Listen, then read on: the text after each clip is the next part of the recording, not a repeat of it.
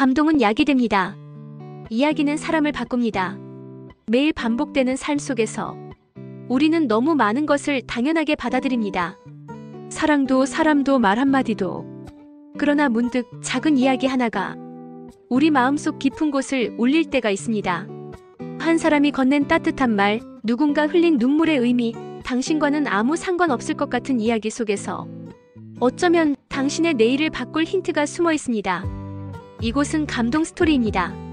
누군가의 사소한 하루가 다른 누군가에게는 살아갈 용기가 되고 어느 평범한 이별이 또 다른 이에게는 인생의 전환점이 됩니다. 우리는 수많은 사연들 속에서 상처를 마주합니다. 하지만 그 상처 안에도 반짝이는 이야기가 있습니다. 살고 싶지 않았다던 한 남자의 눈빛, 마지막으로 손 한 번만 잡아주세요라고 말하던 할머니의 떨리는 목소리, 아버지의 뒷모습이 처음으로 작아 보였다고 고백한 딸의 눈물. 그 모든 순간들은 카메라에 담긴 장면이 아니라 사람의 마음에 새겨진 이야기입니다. 우리는 이 작은 채널을 통해 당신의 마음에 작은 위로 하나를 놓아두고 싶습니다.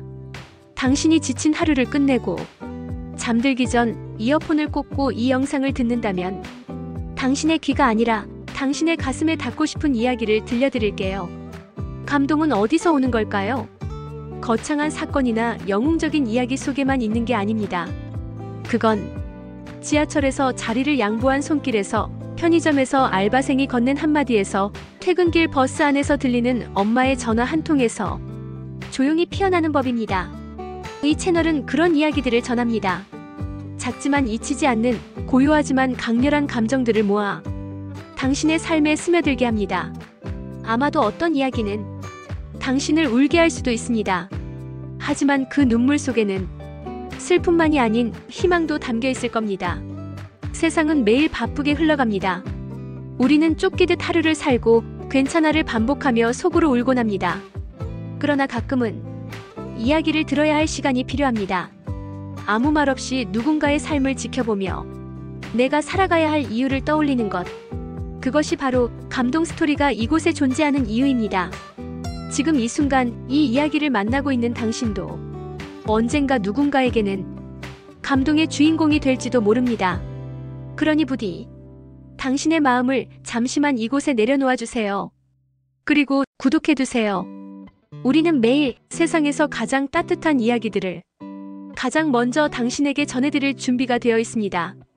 당신의 마음을 살리는 채널 감동 스토리. 지금부터 그 이야기를 시작합니다. 그 남자는 언제나 조용한 사람이었다. 언제나 말보다 행동이 먼저였고 사람보다 숫자를 더 믿는 편이었다. 그는 회사를 키우는데 성공했다. 처음엔 단 2명이던 직원이 50명이 되고 100명이 되었을 때쯤 사람들은 그를 성공한 사람이라 불렀다. 해외 수출 계약을 따냈고 수억 원이 오가는 무역 거래가 줄을 이었다. 이제는 누가 봐도 부러워할 만한 인생이었다. 그런데 그 모든 것을 뒤집은 건 계약서의 맨 끝 문장이었다. 현지 세관 관세율은 수입자 책임하에 적용됩니다. 그 문장은 늘 있었던 조항이었다. 너무 흔해서 너무 작아서 아무도 중요하게 보지 않았다. 그도 그랬다. 이번에도 그럴 줄 알았다. 그는 믿었다. 이번에도 별일 없을 거라고. 그렇게만 되면 올해 말엔 회사 매출이 10배는 뛸 테니까. 하지만 이번엔 달랐다. 전 세계 공급망이 흔들리던 그해 관세 정책도 바뀌었다. 그리고 그 작은 한 줄은 계약 전체의 균형을 무너뜨렸다. 대표님, 관세가 예정보다 4배입니다. 네? 전화기 너머 회계팀장의 목소리는 떨리고 있었다. 그는 처음엔 믿지 않았다. 무슨 소리야? 그쪽에서 면제해주기로 한 거 아니었어? 그 말에 회계팀장이 조용히 대답했다. 계약서에 그렇게 쓰여있지 않습니다. 그는 계약서를 다시 꺼냈다. 눈이 아파도 몇 번이고 다시 읽었다. 그리고 그 문장을 다시 발견했다. 수입자 책임. 그 짧은 4글자가 자신의 인생을 흔들고 있었다.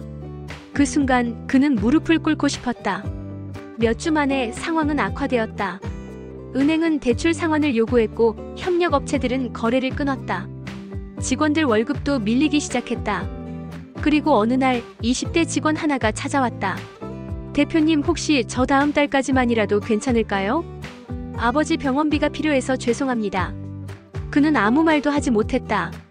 돈이 없었다. 자존심도 믿음도 함께 무너져 있었다. 하지만 그는 그날 밤 혼자 회사에 남아 자신의 시계를 풀고 가방을 팔기 시작했다. 그리고 다음 날 그 직원의 통장에 월급이 입금되었다. 왜 이렇게까지 하세요? 비서가 물었다. 그는 조용히 웃으며 말했다.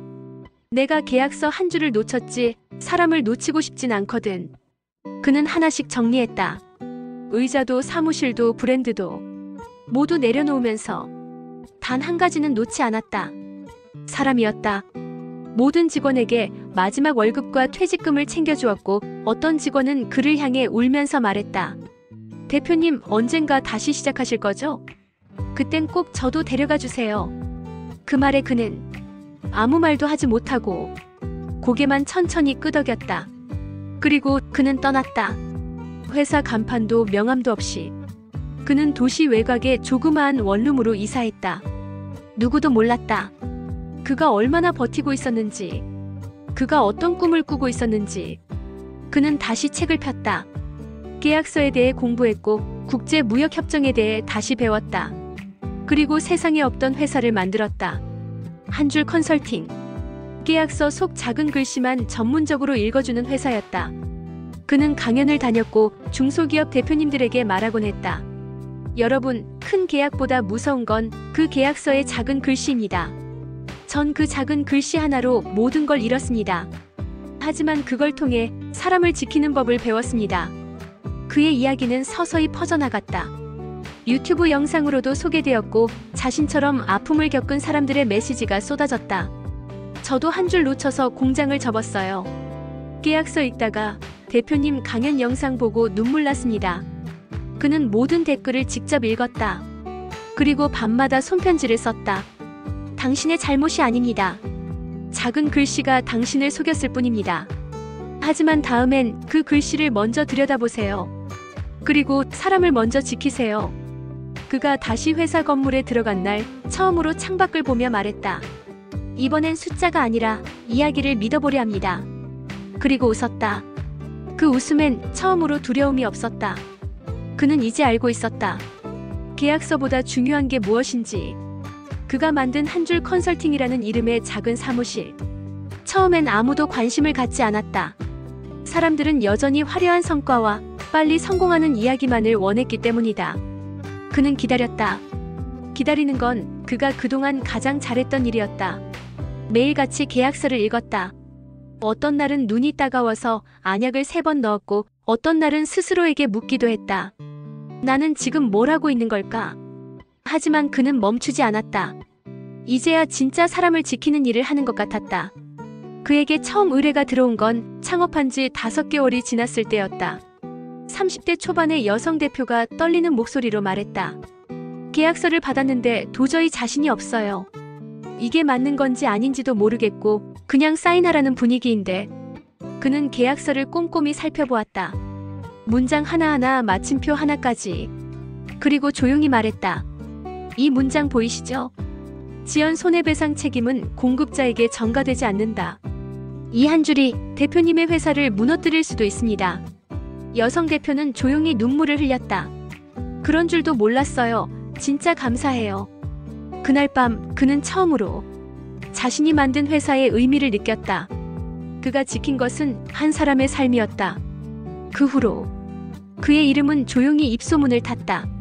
작은 글씨만 전문으로 읽어주는 컨설팅이래. 회사를 잃고 나서야 사람을 알게 됐다던 사람이래. 어쩌면 우리도 한번 맡겨볼까? 그렇게 작은 상담은 1건이 3건이 되고 어느 날은 하루에 20통이 넘는 메일이 쏟아졌다. 모두가 말했다. 나도 그 한 줄 때문에 읽었지만 의미를 몰랐어요.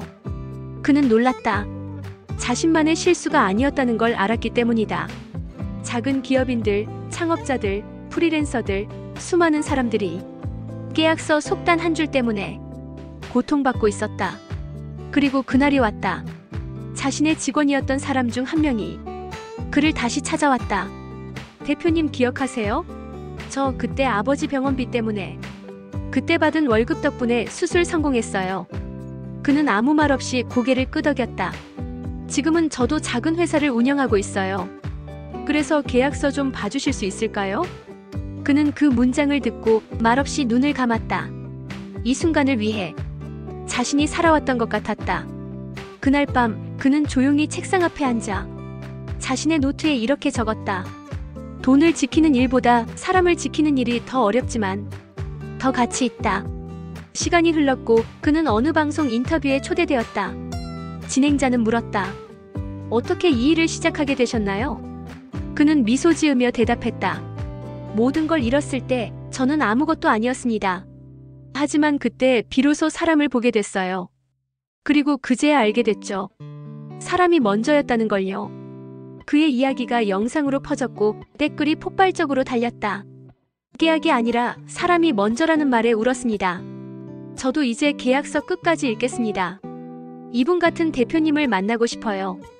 그는 모든 댓글에 손수 좋아요를 눌렀다. 누구보다 진심으로 사람들과 소통하고 싶었기 때문이다. 어느 날 그는 초등학교 교사로부터 한 통의 메일을 받았다. 아이들에게 직업교육을 하는데 계약서 읽어주는 사람 이야기를 들려주고 싶어요. 혹시 강연 가능하실까요? 그는 망설임 없이 수락했다. 작은 체육관 동그랗게 앉은 아이들 앞에서 그는 조용히 말했다. 여러분, 책임이라는 건 눈에 잘 안 보이는 글씨 속에 숨어 있을 때가 있어요. 하지만 그걸 놓치면 누군가가 상처를 입게 돼요. 그래서 여러분은 꼭 끝까지 읽는 사람이 되어주세요. 아이들은 박수를 쳤다. 누군가는 쪽지를 건넸다. 계약서도 잘 읽는 어른이 될게요. 그는 그 쪽지를 자신의 책상 앞에 붙여두었다. 그리고 어느 겨울날 그는 다시 한번 자신이 무너졌던 그 회사를 찾아갔다. 이제는 다른 사람이 대표가 된 그곳. 그는 조용히 문 앞에서 몇 초간 멈춰섰다. 그리고 혼잣말했다. 고맙다. 무너졌던 그날이 있었기에 지금의 내가 있으니까. 그날 밤 그는 꿈을 꿨다. 자신이 계약서를 읽는 꿈. 그런데 이번엔 그 종이 위에 적힌 건 문장이 아니었다. 사람을 지켜라. 그 말이 가슴에 새겨져 있었다. 그는 더 이상 계약서만 읽는 사람이 아니었다. 이제는 사람의 마음을 읽는 사람이었다. 그리고 그는 알고 있었다. 이제는 다시 무너지더라도 자신을 지탱해줄 사람들이 있다는 것을, 그리고 그 사람들 곁에 자신도 있었다는 것을. 그는 더 이상 누군가의 대표님도 아니었고 누군가의 실패한 사업가도 아니었다. 이제 그는 사람을 지키는 사람으로 불리고 있었다. 그는 여전히 회사를 크거나 화려하게 키우지 않았다. 대신 상담 하나하나, 의뢰 하나하나에 진심을 담았다. 그리고 무엇보다 한 줄 한 줄 문장을 읽는 손끝에 사람의 삶이 걸려있다는 사실을 결코 잊지 않았다. 어느 날 그에게 아주 특별한 의뢰가 들어왔다. 바로 예전에 자신이 놓쳤던 그 관세 협정 계약서를 작성했던 기업이었다. 당시 그를 무너뜨린 바로 그 회사였다. 이번에 새로 글로벌 파트너십을 맺게 되는데요. 이 조항들 마지막 검토를 맡아주실 수 있을까요? 놀랍게도 그 기업의 새로운 경영진은 그의 경력을 듣고 계약서 검토를 공식 의뢰해온 것이었다. 그는 조용히 계약서를 열었다. 심장이 조금 떨렸다. 그날의 기억이 스쳤다. 은행 대출 독촉 전화, 직원들의 울먹이던 얼굴, 밤마다 울리던 복통. 하지만 그는 끝까지 읽었다. 2번 읽고 3번 짚어봤다. 그리고 조용히 메일을 보냈다. 14조 사망 문장 중 현지 세관 기준에 따름이라는 표현은 모호한 해석이 가능하니 구체화 필요합니다. 과거의 사례처럼 관세 전가 위험이 존재합니다. 그는 그때 놓쳤던 단 한 줄을 이번에는 놓치지 않았다.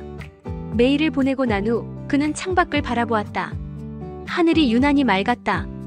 이번에는 내가 이겼구나. 그는 그렇게 조용히 웃었다. 승리는 다른 사람에게 보이는 것이 아니라 자신에게 지지 않는 것이라는 걸 이제야 온몸으로 알게 된 것이다. 그날 밤 그는 오랜만에 한 직원에게 연락을 받았다. 대표님 기억하세요? 그때 꼭 다시 데려가 달라고 했던 거요. 혹시 지금 저 다시 함께 할 수 있을까요? 그는 잠시 말없이 웃었다. 지금은 내가 대표는 아니지만 사람을 지키는 일을 하고 있으니까 같이 하자. 그렇게 그의 팀은 하나씩 다시 돌아오기 시작했다. 실패의 순간에 함께했던 사람들이 기꺼이 또다시 그의 곁을 선택했다. 그는 알았다. 자신은 회사를 다시 만든 게 아니라 사람을 다시 모은 것이라는 걸. 어느 날 그는 자신이 만든 작은 강연장에 감동 스토리라는 팻말을 붙였다. 사람을 살리는 이야기만 전하는 곳. 그곳에서는 매주 다른 사람이 자신의 이야기를 털어놓는다. 계약서 한 줄을 몰라 가족과의 사이가 멀어졌던 남성, 취업계약서에 숨어있던 독소 조항으로 열정 착취를 당했던 청년, 그리고 이제 막 사업을 시작하며 불안 속에 떨고 있는 창업자들. 그는 모두를 조용히 안아준다. 괜찮습니다. 우리가 함께 한 줄씩 다시 읽어드릴게요. 그는 말한다. 사람은 누구나 한 번쯤 작은 실수로 무너질 수 있어요. 중요한 건 그 다음입니다. 그 다음에 누가 곁에 있었는지, 그리고 그 실수로부터 사람을 얼마나 더 사랑하게 되었는지. 그의 책상 위엔 그동안 지켜낸 계약서들이 쌓여 있다. 한 줄 때문에 울던 사람들, 한 줄 덕분에 다시 살아난 사람들. 그는 그 문서 하나하나를 사람의 기록이라 부른다. 돈의 증거가 아니라 마음을 지키고자 했던 사람들의 선택이기 때문이다. 마지막 장면. 그는 이제 손의 계약서가 아닌 사람의 손을 잡는다. 그리고 말한다. 서명보다 중요한 건 진심입니다. 우리는 가끔 작은 글씨를 쉽게 넘깁니다. 눈에 잘 안 보인다고, 바쁘다고 늘 그러려니 하며. 하지만 그 작은 글씨 속에는 삶이 걸려 있을 수 있습니다. 그의 이야기는 그것을 우리에게 말합니다. 무너진 건 돈이 아니라 진심이었고, 다시 세운 것도 진심이었다. 그의 삶은 여전히 바쁘고 계약서는 여전히 빽빽하지만 그는 더 이상 두렵지 않습니다. 왜냐하면 그는 이제 자신의 실패로 누군가를 살릴 수 있는 사람이 되었으니까요. 그의 마지막 내레이션. 계약서 한 줄에 무너졌던 날, 저는 그날이 제 인생 최악의 날이라 생각했습니다. 하지만 돌아보면 그날이 제 인생의 시작이었어요. 이제 누군가의 시작을 제가 지켜드릴 차례입니다. 감사합니다. 그리고 화면은 천천히 어두워지고 감성적인 피아노 음악이 흐르며 자막이 뜹니다. 사람을 지킨다는 것, 그것이 우리가 해야 할 가장 중요한 계약입니다. 혹시 지금 당신의 마음 어딘가가 조용히 흔들리고 있지 않나요? 괜찮습니다. 눈물이 났다면 그건 당신이 아직 따뜻한 사람이라는 증거입니다. 이야기를 듣고 마음이 움직였다는 건 당신이 여전히 사람을 사랑할 수 있다는 뜻이니까요. 우리는 단순히 스토리를 전하는 채널이 아닙니다. 사람을 살리는 이야기, 마음을 움직이는 이야기, 내 삶을 조금은 더 따뜻하게 만드는 이야기를 조용히 그리고 진심으로 전하는 채널입니다. 당신이 이 영상을 끝까지 봐주셨다는 건 이미 그 따뜻한 감정의 일부가 되었다는 뜻입니다. 혹시 지금 이 순간에도 마음속에 품고 있는 이야기 하나 있으신가요? 누구에게도 말하지 못했던 후회, 누구보다 지키고 싶었던 사람, 아직 끝내지 못한 꿈. 그 모든 것이 언젠가는 이곳에서 감동이 되어 다시 살아날 수 있습니다. 감동은 약이 되고 이야기는 삶을 바꿉니다. 우리는 그 작은 변화의 시작점이 되길 바랍니다. 이 채널의 구독 버튼을 누르는 건 단순히 알림을 받는 일이 아닙니다. 그건 바로 당신의 마음에 따뜻한 이야기 한 줄을 더하는 선택입니다. 구독해두시면 당신이 예상하지 못한 순간에 당신을 울게 할 수도, 당신을 웃게 할 수도 있는 진짜 이야기가 찾아갈 겁니다. 지금 구독하신다면 가장 먼저 따뜻한 이야기를 만나실 수 있어요. 우리는 매주 이 세상 어딘가에서 피어난 한 사람의 진심을 찾아갑니다. 그리고 그것을 당신의 시간 위에 살포시 놓아드릴 겁니다. 구독자 한 분 한 분은 우리에겐 단순한 숫자가 아닙니다. 하나의 마음이고, 하나의 이야기이고, 하나의 삶입니다. 감동 스토리는 그 마음을 가장 먼저 기억하고 가장 오래 간직할 준비가 되어 있습니다. 당신의 감정이 머무를 수 있는 곳, 바로 이곳입니다. 지금 구독하세요. 그리고 잊지 마세요. 당신의 이야기도 언젠가 누군가를 살리는 감동이 될 수 있습니다. 감사합니다.